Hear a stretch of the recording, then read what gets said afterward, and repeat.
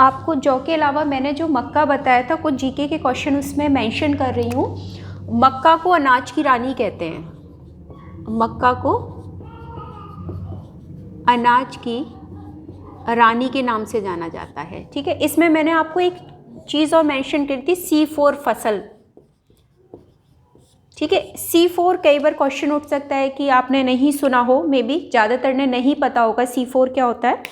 C4 जो होता है उसमें प्रकाश संश्लेषण की प्रक्रिया और जो जल प्राप्ति की प्रक्रिया वो धीमी गति से कार्य करती है, तो पूरा पोषक तत्व प्राप्त हो, मतलब ज़्यादा जल नहीं चाहिए, बहुत ज़्यादा प्रकाश संश्लेषण में जो वाष्पीकरण की प्रक्रिया होती है वो भी कम हो नहीं हो, मतलब बहुत कम होती है, इस वजह से क्या पोषण प्राप्त कर लेता है।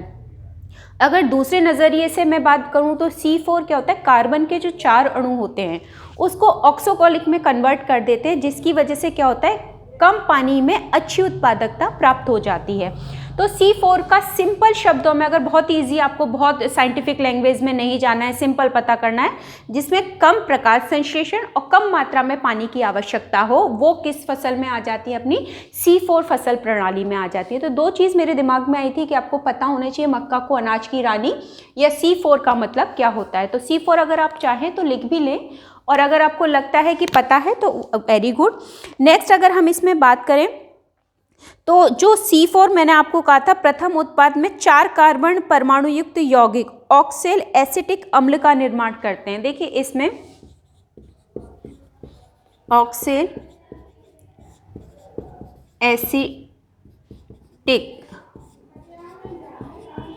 अम्ल का निर्माण किसमें, कार्बन 4 परमाणु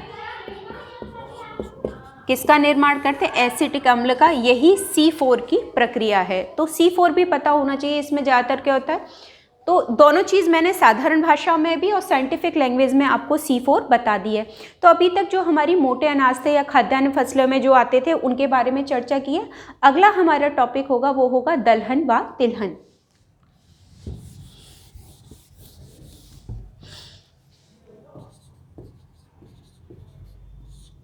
दलहन एवं तिलहन, ये जो टॉपिक चल रहा है, देखिए बीए पार्ट 3rd ईयर का चल रहा है, भारत का भूगोल बीए पार्ट। कई बच्चे मेरे से क्वेश्चन पूछ कर रहे हैं कि मैडम ये किस क्लास में है। मैं आपका 3rd ईयर का ग्रुप अलग बनाया हुआ है, तो उसमें 3rd ईयर के ग्रुप में मैं वही सेंड करूँगी जो 3rd ईयर के सिलेबस में। और आपके सिलेबस में फर्स्ट बुक भारत का भूगोल है, मैंने आपको सबसे पहले सिलेबस ही सेंड किया था। अगर आप अपने पुराने वीडियोस में जाके देखेंगे 3rd ईयर के में, मेरे चैनल को आप चेक करेंगे तो उसमें सबसे पहला जो टॉपिक है वो सिलेबस ही था। मैंने इसी वजह से फर्स्ट ऑफ ऑल सिलेबस डाला था, जिससे आपको पता। अभी भी बच्चे कंफ्यूज है, मैडम किस क्लास का, अरे भाई मैं 3rd ईयर का डाल रही हूँ तो 3rd ईयर में होगा। प्लीज़ इस चीज़ को ध्यान रखिए कि मैं आपको आपके सिलेबस का ही सेंड कर रही हूँ, प्लीज़ कंफ्यूज मत होइए। हाँ, अगर आपको फिर भी कोई कन्फ्यूज़न है तो आप पूछ सकते हैं, मैं मना नहीं कर रही हूँ, लेकिन सिलेबस भी कोई चेंज नहीं हुआ है। ठीक है, नेक्स्ट करते हैं दलहन व तिलहन की बात। दलहन और तिलहन हमारे इम्पॉर्टेंट पार्ट हैं, क्योंकि देखिए दलहन जिसमें अपने दालें आती हैं, तिलहन जिससे तेल निकाला जाता है। अगर दलहन की बात करें तो बहुत इम्पॉर्टेंट पॉइंट्स हैं, भारत के पॉइंट ऑफ व्यू से भी बात करें या विश्व के पॉइंट ऑफ व्यू से बात करें तो दलहन और तिलहन हम दोनों कंबाइंड रूप से पढ़ेंगे। लेकिन सबसे पहले हम पल्सेस इसकी बात करेंगे, पल्सेस, या जिसको सीधी सी भाषा में कहूँ, मैं पहले दलहन के बारे में बात कर रही हूँ। ठीक है, दलहन प्रोटीन का सबसे अच्छा स्रोत। देखिए जो लोग नॉनवेज होते हैं वो तो प्रोटीन का ऐसे ले लेते हैं, मांस से ले लेते हैं, लेकिन हम जो शाकाहारी होते हैं उनके लिए प्रोटीन का सोर्स क्या है, सबसे अच्छा दालें हैं।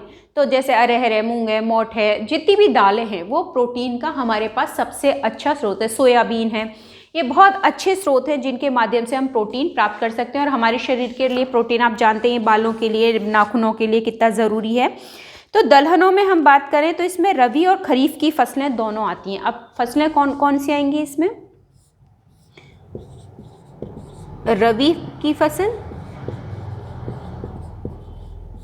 और दूसरी खरीफ की फसल। इसमें दोनों ही फसलें सम्मिलित होती हैं, ठीक है, रबी की भी और खरीफ की भी, इसलिए आप एक को मेंशन नहीं करेंगे दलहनों में। अब जैसे मैं दलहन में रबी खरीफ, और आपको बता दूं जायद भी आती है, तो इनको मैं अलग अलग करके ही आपको समझा देती हूँ। जैसे मैं रबी की मैं बात करूं तो रबी की में आएगी अरहर, मटर, मसूर, ठीक है, ये जो आपकी दालें हैं ये किसकी हैं, रबी की फसल में आएंगी। इवन आपका चना, ये तो आती हैं रबी की फसल में, जो कि दलहन के अंतर्गत बोई जाती हैं। खरीफ में आती हैं सोयाबीन, मूंग, लोबिया, ये अपनी आती है खरीफ की फसल में। इसके अलावा एक और जो कॉमन है मैं एक और मेंशन कर देती हूँ, उड़द। उड़द की दाल भी किस में आती है, खरीफ की। अब मैं तीसरा और बता देती हूँ आप में, जायद की फसल, ठीक है, क्योंकि रबी हो गई, खरीफ हो गई, तो जायद में अब कौन कौन सी आएंगी, तो जायद में ये आपकी जो तीन है ना, सोयाबीन,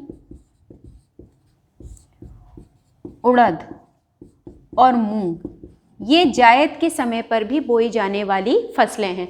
तो इसलिए ये तीन, लोबिया को छोड़ के ये तीन कहाँ आ जाती हैं, आपकी जायद के समय पे भी बोई जाने वाली फसलें। तो इस तरीके से भी अगर आप चार्ट बनाते हो तो बहुत अच्छा प्रेजेंटेशन हो जाएगा आपकी। कि अगर हम दलहन की बात करें, दलहन तीनों टाइप्स में होती है, मुख्य रूप से दो, लेकिन दो इसलिए तीसरा मैंने क्यों मेंशन किया, क्योंकि ये जो तीन हैं ये तीनों जायद के समय भी पैदावार ली जाती है, इसलिए तीनों ही मेंशन हो गई दलहन में अपनी। और अगर इसमें बात करें हम, मैंने आपको कहा था प्रोटीन का स्रोत है, ज़्यादातर सारी दालें इसमें आती हैं। इसके अलावा दालों के उत्पादन की ताप की बात करें, आर्द्रता, मिट्टी की बात करें, तो इसमें बहुत कम नमी की आवश्यकता होती है। देखिए जितनी भी दालें हैं, अगर मैं पानी की बात करूं, आर्द्रता की बात करूं, आर्द्रता या जल या वर्षा, तो कम नमी की आवश्यकता होती है। तो कम नमी की आवश्यकता है तो कहाँ हो सकती है, शुष्क क्षेत्रों में। सीधी सी बात है, कम नमी कहाँ होगी, जब पानी की कमी होगी। तो वैसे क्षेत्र कौन से हो गए, हमारे शुष्क क्षेत्र हो गए। उन क्षेत्रों में इनकी पैदावार हो सकती है। शुष्क परिस्थितियों में फव्वारा विधि, बूंद बूंद सिंचाई विधि के माध्यम से भी किया जा सकता है। अब इसकी सबसे अच्छी दलहन की मैं बात कराऊं तो ये लेग्यूमिनेसी किस कुल की है, इसको कुल मैं आपको इसलिए बता रही हूँ क्योंकि कुछ इसमें बहुत इम्पोर्टेंट है। यहाँ लिख देती हूँ, इसको हटा देती हूँ, लेग्यूमिनेसी कुल की है, ठीक है। कई जगह तो लेग्यूमिनेसी लिखा हुआ मिलेगा आपको, लेकिन एक्चुअल में जो वर्ड है इंग्लिश में अगर हम उसे प्रोनाउंस करेंगे तो लेग्यूमिनेसी है, ठीक है। तो लेग्यूमिनेसी कुल की है ये। अब इसकी विशेषता बात करते हैं। इनके अंदर जो दालें होती हैं, दालें मान लीजिए ये ज़मीन है, स्थल है हमारा, और ये पौधा है, ठीक है, और इसकी जड़ें जा रही हैं ज़मीन में। तो इसकी जड़ें जो है वो बहुत इंपॉर्टेंट है, मिट्टी की उर्वरता बढ़ाने का काम करती हैं। अब आप कहेंगे जड़ें कैसे, मिट्टी की जड़ों के माध्यम से तो पोषक तत्व मिलते हैं, तो ये पोषक तत्व खुद खींच रही है, तो ये मिट्टी को कैसे उपजाऊ करेगी, बिल्कुल करेगी। क्योंकि दालों की जो जड़ें, दालों के जो पौधे होते हैं, इनकी जड़ों में राइजोबियम जीवाणु पाया जाता है। इनकी ये जो जड़ें हैं ना, इनमें राइजोबियम जीवाणु पाया जाता है, ठीक है। ये दाल का पौधा है ऊपर, और इसकी जड़ों में क्या पाया जाए, अब इसका काम क्या है, राइजोबियम जो जीवाणु होता है ये क्या करता है, वातावरण में उपस्थित नाइट्रोजन को नाइट्रेट में बदल देता है। सबसे इम्पॉर्टेंट काम, किसी भी पेड़ पौधे को डायरेक्ट नाइट्रोजन में नाइट्रेट चाहिए होती है उसको विकास करने के लिए, उसको बढ़ने के लिए। और जब मिट्टी में नाइट्रेट आ जाएगी तो अपने आप ही कैसा भी मरा पौधा हो, आप देखते हैं ना बारिश के दिनों में कितना भी सूखा पौधा हो, पेड़ हो, हरा हो जाता है। कैसे हो जाता है? पानी के मतलब वातावरण में घुली जो नाइट्रोजन है वो कन्वर्ट होकर किस में, पानी बूंदों के रूप में जाती है और पेड़ पौधे हरे हो जाते हैं, जो वातावरण में लिक्विड फॉर्म में पहुंचती है। और हम खाद के माध्यम से भी देते हैं, लेकिन हमें एक्चुअल उसकी प्रॉपर प्रॉपर्टीज़ नहीं पता कि कितनी मात्रा में, कई बार ज़्यादा हो जाता है, कई बार कम हो जाता है, तो फसलों पे उसके दुष्प्रभाव पड़ते हैं। लेकिन ये खुद ब खुद निर्माण, इसमें जो जीवाणु है वो कन्वर्ट कर रहा है, उसकी वजह से क्या होगा, मिट्टी में उर्वरता क्षमता, तो दाल के बाद जो फसल ली जाती है ना वो बहुत उपजाऊ, बहुत अच्छी होती है। तो ये बहुत इंपॉर्टेंट है, कई बार पूछ सकते हैं क्या पाए, राइजोबियम होता है, क्या करता है, वातावरण में उपस्थित नाइट्रोजन को किस में कन्वर्ट करता है, नाइट्रेट में। वेरी इंपॉर्टेंट चीज़ आपको तीनों इस चार्ट के माध्यम से भी हो गया, कैसी क्षेत्र में हो जाएगा, कौन सा जीवाणु है ये आपको ध्यान रखना है, ठीक है। दलहन में लेग्यूमिनेसी आपको ध्यान रखना है किस कुल का है। तो ये कुछ बहुत इंपॉर्टेंट छोटी छोटी चीज़ें जिनको हम नज़रअंदाज कर देते हैं, लेकिन आपको ध्यान देना है। अगर भारत की बात करें तो भारत विश्व में दाल का सबसे बड़ा उत्पादक है, उपभोक्ता भी है और आयात भी। देखिए उत्पादन भी करते हैं हम, लेकिन हमारे यहाँ खपत बहुत ज़्यादा है, क्योंकि भारत क्या है, शाकाहारी देश है। नॉर्थ इंडिया में आप तकरीबन देखो शाकाहारी हैं, साउथ इंडिया की बात कर दो, नॉर्थ ईस्ट की बात करो तो वहाँ मांसाहारी हैं, लेकिन नॉर्थ इंडिया में तकरीबन लोग क्या हैं, शाकाहारी हैं। और शाकाहारी अगर अपना प्रोटीन की पूर्ति करेगा किसके माध्यम से करेगा, दालों के माध्यम से। तो हमारे यहाँ पॉपुलेशन इतनी ज़्यादा है कि उसकी पूर्ति नहीं हो पाती, तो हमें क्या करना पड़ता है, आयात करना पड़ता है। विदेशों से हम आयात भी करते हैं, तो हम उत्पादक भी बहुत बड़े हैं, लेकिन हमें आयात फिर भी कमी इतनी हमें रह जाती है कि हमें विदेशों से इसको आयात करना पड़ता है। अगर बात करें भारत में दालों की खेती अधिकतर कहाँ होती है, दक्कन के पठार के पास, मध्य पठारी भागों में, उत्तर पश्चिम के शुष्क भागों में। तो ये आपको ध्यान रखना है दलहन के बारे में। अब आपको एक चीज़ और, कुछ चीज़ें छोटी छोटी हैं लेकिन हमें ध्यान रखनी पड़ेंगी दलहन के बारे में, कि भारत में अगर बात करें दलहन का या आने लगा तो आयात में हम प्रथम स्थान पे हैं, ठीक है। दलहन के में आयात में हमारा भारत का पहला स्थान है। दलहन आयात में, आयात भारत का क्या स्थान है, प्रथम स्थान है, ठीक है। तो ये आपको ध्यान रखना है। और इसके लिए टेम्परेचर, मैंने कहा ना कम नमी चाहिए, तो वर्षा का कोई आकलन नहीं है, इसका मतलब कम नमी से मतलब 60 से नीचे, 60 सेंटीमीटर से कम क्षेत्रों, कम जल उपलब्धता वाले क्षेत्रों में इसका उत्पादन हमें मिल सकता है, ठीक है। टेम्परेचर बहुत ज़्यादा गर्म नहीं होना चाहिए, ठीक है, बहुत ज़्यादा ठंडा नहीं होना चाहिए, मठरा जाएगी। आप देखो ज़्यादा पानी में डाल देते तो दालें मठरा जाती हैं, ठंड में मठरा जाती हैं। तो बहुत ठंड भी नहीं चाहिए ना बहुत गर्मी चाहिए, सामान्य में। तीनों टाइम मैंने आपको मेंशन कर दिया, इसका मतलब वो उसके अकॉर्डिंग उसका उत्पादन हो रहा है। तो ये हो गई हमारी दलहन। आप में जो इम्पोर्टेंट चीज़ें थी उनके बारे में मैंने आपको मेंशन कर ही दिया है कि क्या क्या आपको इसमें पढ़ना है। नेक्स्ट हम बात करते हैं अपनी क्षेत्र की। तो इसमें मैं आपको दलहन में, जैसे आपकी अरहर दाल है, मैं एक का उदाहरण देती हूँ, अरहर की दाल है। तो एक बार क्वेश्चन है, अरहर की दाल का जन्म क्या हुआ है, जन्म कहाँ से, अफ्रीका से। ये जीके का क्वेश्चन या मेंशन मैंने कर दिया आपको, कि अगर पूछा जाए कि अरहर की जन्म स्थान कहाँ है, तो जन्म स्थान है इसका अफ्रीका, ठीक है।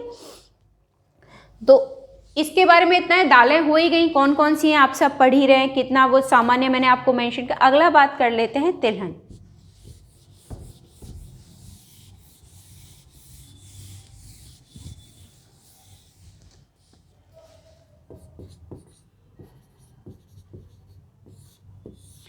तिलहन, तेल जिसमें से निकाला जा सके उसे क्या कहते हैं हम, तिलहन। जैसे अब तेल किन किन में से निकाला जा सकता है, देखो सरसों है,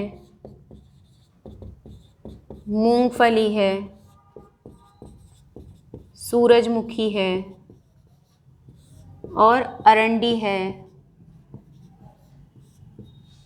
ऐसी चीज़ें जिनसे हमें तेल की प्राप्ति हो वो क्या आ जाती हैं, आदि। तो इसमें मैं सारे नाम तो नहीं लिखे, जो मेन आपने नाम सुने वो सारे मैंने लिख दिए हैं आपको, ठीक है। तो तिलहन या ऑयल सीड्स के नाम से हम जानते हैं। सोयाबीन है, सोयाबीन से भी बहुत अच्छा निकलता है। सोयाबीन प्रोटीन का भी बहुत अच्छा स्रोत है, मैं आपको बता दूं। और सोयाबीन से, सोयाबीन का तेल आपने मार्केट में सुना होगा, आदि।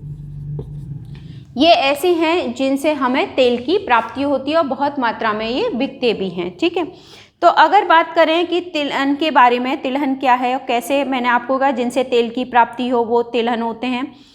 इसमें मुख्यतः ये किस फसल में बोई जाती है, खरीफ और रबी।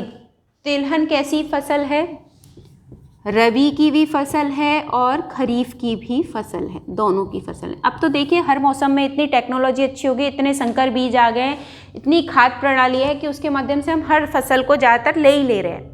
उपलब्धता पर डिपेंड करता है, सिंचाई के माध्यम से, नहरों के माध्यम से हम इनकी उपलब्धता प्राप्त कर रहे हैं, लेकिन मुख्य रूप से ये रबी और खरीफ की फसल के अंतर्गत आती है, ठीक है।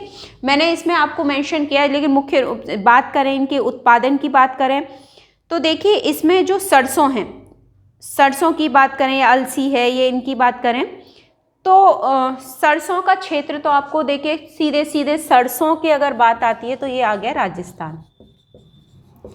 भारत में सबसे ज़्यादा सरसों का उत्पादन राजस्थान में होता है। और सरसों अनुसंधान केंद्र, सरसों अनुसंधान केंद्र ये है भरतपुर में। लेकिन अगर पूछा जाए सर्वाधिक सरसों कहाँ होती है तो अलवर में हो रही है उत्पादन में। पहले भरतपुर था लेकिन अब वर्तमान में अलवर का ज़्यादा चल रहा है। इससे निकलती पीली सरसों होती है, ठीक है, आपने देखी हुई होगी, जिससे तेल निकलता है। दूसरी बात करें जिनसे सबसे, एक तो सरसों का सबसे, देखिए राजस्थान में जो सरसों होती है उत्पादन तो होता है लेकिन इसका निर्यात अन्य राज्यों को हो जाता है। और सर्वाधिक जो निर्यात होता है ये भी मैं आपको मेंशन कर दूं, पश्चिमी बंगाल और उड़ीसा वाले क्षेत्र को होता है। मैं कारण कि वहाँ पे जो ज़्यादातर चीज़ें हैं वो इवन रोटी पे भी तेल, हम तो घी में चुपड़ के खाते हैं, वहाँ के लोग आप बिहारियों उनको देखोगे वो रोटी पे तेल चुपड़ के खाते हैं। और उनके ज़्यादातर, जैसे आप बिहार में लिट्टी चोखा सुना होगा आपने, या आपने पश्चिम बंगाल की फिशेस के वो सुनेंगे, तो ज़्यादातर वो कच्चे तेल का उपयोग करता है और वो उनकी पहुंच में सस्ता भी होता है, पहुंच में होता है, वहाँ पॉपुलेशन भी बहुत ज़्यादा है। तो सर्वाधिक यहाँ से जो निर्यात होता है वो कहाँ होता है, पश्चिमी बंगाल, उड़ीसा और बिहार की तरफ होता है। इंडियन ब्रांड आपका ब्रॉड ब्रांड, इसकी ब्रांड्स हैं जिसके बहुत ज़्यादा, ये इंडियन ब्रांड तो आपका ना केवल इंडिया में बल्कि एब्रॉड में भी बहुत फेमस है, जिसकी बहुत डिमांड रहती है कच्ची घानी तेल के उससे। तो सरसों का स्थान तो इसमें अपना राजस्थान में, दोनों का मैप सेम संग बना दूंगी, दलहन और तिलहन का, क्योंकि आप सोच रहे होगे मैडम ने दलहन का डायग्राम नहीं बनाया, मैं दोनों का संग बनाऊंगी इसलिए मैंने अभी नहीं बनाया, जिससे एक ही मैप में ज़्यादा जगह नहीं है, तो थोड़ी सी जगह है तो एक मैप में ही मेंशन हो जाएंगी। मूंगफली की बात करें हम तो मूंगफली के उत्पादन में देखिए सबसे पहला स्थान अगर मैं बात करूं तो इसका आता है गुजरात का। सर्वाधिक मूंगफली जो होती है वो होती है गुजरात में। तो चीज़ें मेंशन करने से क्या होता है, हमें पता पड़ जाती है कि कहाँ पे क्या क्या चीज़ हमें ध्यान से देखनी है। सूरजमुखी की बात करें, सर्वाधिक सूरजमुखी की जो खेती होती है वो होती है कर्नाटक। मैं आपको क्षेत्र वगैरह बाकी की सारी चीज़ें बाद में बता दूंगी, क्षेत्र पहले पढ़ लीजिए, कर्नाटक में होती है। इसके अलावा आपकी नारियल है, नारियल भी तेल देता है तो नारियल भी मेंशन कर लीजिएंगे, तो तमिलनाडु में आ जाता है नारियल का। मैंने आपको दलहन में जैसे एमपी है, सोयाबीन आपका जो होता है वो एमपी में होता है, सोयाबीन सर्वाधिक मध्य प्रदेश में, अरंडी थोड़ा थोड़ा राजस्थान में शुष्क प्रदेशों में होता है, यूपी में भी होता है, छत्तीसगढ़ में भी होता है। तो जंगली पौधा है, उन क्षेत्रों में भी इसका उत्पादन किया जाता है। सबसे पहले अगर हम बात करें तिलहन की तो सरसों में देखिए इनकी प्रजाति जैसे वरुणा है, पीताम्बरी है, बिनौल बोल्ड, पूसा बोल्ड है, जय किसान है, ये इसकी ब्रांड्स हैं। इसके अलावा बिनौला है, तिल है, ये फसलें, ये जो देश की जो तिलहन की फसलों में सबसे मुख्य फसल अगर हम बात करें तो मूंगफली है। मूंगफली के लिए अगर हम बारिश की बात करें और तापमान की बात करें, इम्पॉर्टेंट, सबसे इम्पॉर्टेंट मूंगफली है, तो मूंगफली की बात कर लेते हैं। जो ज़्यादा इम्पॉर्टेंट है उनकी बात करें, मूंगफली। देखिए तापमान जो चाहिए इसके लिए 25 डिग्री से 30 डिग्री सेल्सियस, वर्षा की बात करें 15 सेंटीमीटर से तकरीबन 40 सेंटीमीटर के मध्य हमें वर्षा या जल की आवश्यकता पड़ती है मूंगफली के उत्पादन के लिए। कई बुक्स में आपको ये जो पानी की मात्रा है वो अलग अलग मिलेगी। कई जगह आपको बेसिकली 15 से 40 है, लेकिन कई जगह आपको 60 भी मिलेगी, इसलिए कंफ्यूज मत होना।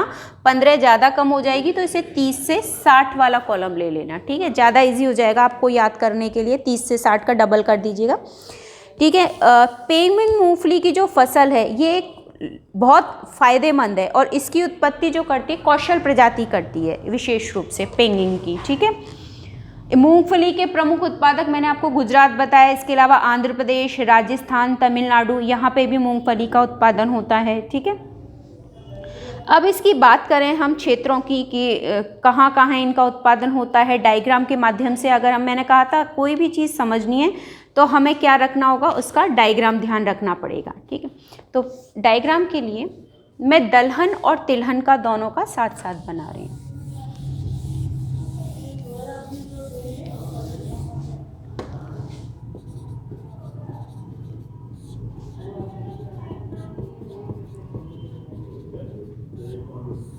ठीक है,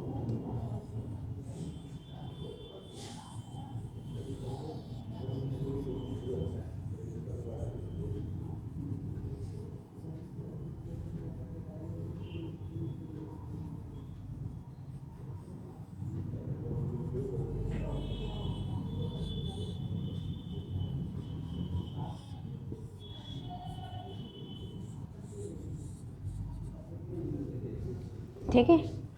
सबसे पहले हमने दलहन मतलब जो दालें हैं उनके बारे में बात की थी, और दूसरा हमने बात करी थी तिलहन की, जिनसे तेल की प्राप्ति होती है। तो दोनों के अगर डायग्राम की बात की जाए कि दलहन और तिलहन में, थोड़ा सा दलहन का मैं आपको बता दूं, दलहन सबसे ज़्यादा एमपी में होते हैं और तिलहन में मैंने आपको कहा था मूंगफली सबसे ज़्यादा होती है, तो वो गुजरात वाला क्षेत्र हो जाएगा। तो दलहन के लिए आप एमपी याद रखेंगे जीके के क्वेश्चन के अकॉर्डिंग। तो दलहन और तिलहन में सबसे पहले हम बात करें तो तिलहन राजस्थान में भी होता है, गुजरात में भी होता है, महाराष्ट्र में भी होता है। आपके नारियल को जोड़ लेंगे तो आपका कर्नाटक और तमिलनाडु भी आ जाएगा। इसके अलावा आपके एमपी आ जाएगा, ठीक है। तो इनमें कुछ कुछ क्षेत्र हैं जो कि मैं आपको मेंशन कर दे रही हूँ।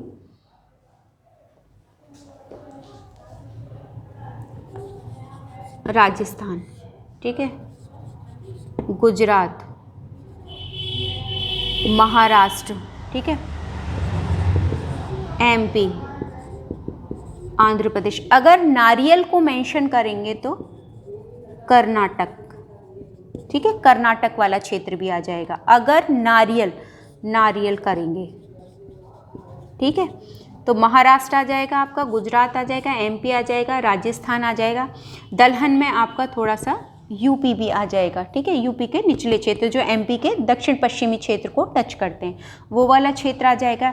तो ये तो क्षेत्र हो गए आपके दलहन और तिलहन वाले। विशेष रूप से जो मैं आपको, देखिए जब दलहन का बात आता है तो मध्य पठारी क्षेत्र, ये वाला जो पठारी क्षेत्र है ये मुख्य रूप से आता है, इसे कहते हैं मध्य पठारी क्षेत्र, जो कि किसके लिए जाना जाता है, दलहन उत्पादन का क्षेत्र। तो अगर आप चाहें तो ऐसे भी मेंशन कर सकते हैं मध्य पठारी क्षेत्र, दलहन उत्पादन के क्षेत्र। एक डायग्राम इस तरीके से भी आप प्रेजेंटेशन आपका हो सकता है, ठीक है। इसके अलावा आप अन्य क्षेत्रों की बात करें तो अन्य क्षेत्रों में इतनी मात्रा में ये सब नहीं होते, जो मुख्य क्षेत्र थे मैंने आपको मेंशन कर दिए हैं, ठीक है। अगले अगर हम बात करें तो भारत का तिलहन उत्पादन में पूरे विश्व में अगर बात करें तो भारत का तीसरा स्थान है। तिलहन में वर्ल्ड का भी बता दूं, विश्व में भारत का स्थान है किसके में, तिलहन में, ठीक है। अगर भारत की बात कर रहे हैं पूरे विश्व स्तर पे इसके उत्पादन में, तो ये भारत का स्थान है तीसरा, ठीक है। बाकी का एमपी आपको आ ही जाएगा इसमें। अगर मैं सोयाबीन की बात करूं तो सोयाबीन में पहला स्थान किसका है, ब्राज़ील का है, ये आप ध्यान रखिएगा, यूएसए और ब्राज़ील का है। इसके अलावा मैं कुछ छोटी छोटी चीज़ें हैं जो मैं आपको थोड़ा सा बता दूँ। देखिए आपने सूरजमुखी सुना होगा, तो सूरजमुखी की एक और चीज़ मैं आपको मेंशन कर देती हूँ, सूरजमुखी, आपने सूरजमुखी का तेल बहुत ज़्यादा बिक रहा है, तो इसमें लिनोमिक अम्ल पाया जाता है, ठीक है, लिनोमिक अम्ल पाया जाता है, जो कि क्या करता है, हमारे शरीर में जो मोटापा बढ़ाता है वो होता है कोलेस्ट्रॉल। तो एक कोलेस्ट्रॉल को काटने का काम करता है। क्या काम करता है? कोलेस्ट्रॉल को कम करने का काम करता है। इसीलिए आप देखिए ज़्यादातर अब खाने में क्या लेने लगे हैं हम, सूरजमुखी के तेल के जो उपयोग होने लगा है वो इसी वजह से ज़्यादा, एक तो जैतून का तेल और एक सूरजमुखी के तेल का विशेष रूप से उपयोग होने लगा है। लिनोलिक अम्ल, आपको ध्यान है, लिनोलिक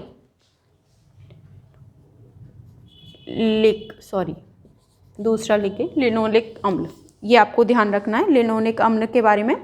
और ये हमारे किसको कम करता है, हमारे कोलेस्ट्रॉल के उस मात्रा को कम करता है, जिससे हम मोटापा शरीर पर नहीं आ पाता है।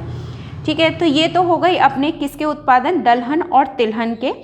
और मैंने आपको बता ही दिया कि भारत सबसे ज़्यादा दलहन का आयातक है। कहाँ सर्वाधिक होता है वो भी मैंने आपको मेंशन कर दिया है।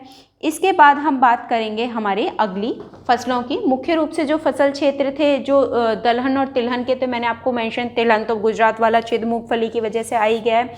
अगर नारियल मेंशन कर लेंगे तो कर्नाटक और तमिलनाडु वाला क्षेत्र भी, केरल इसलिए नहीं आएगा क्योंकि वह नीलगिरी की पहाड़ी वाला क्षेत्र मसालों के लिए, कहवा के लिए, मतलब कॉफ़ी के लिए आ जाता है। तो मुख्य रूप से जो क्षेत्र है वो यही है, ठीक है।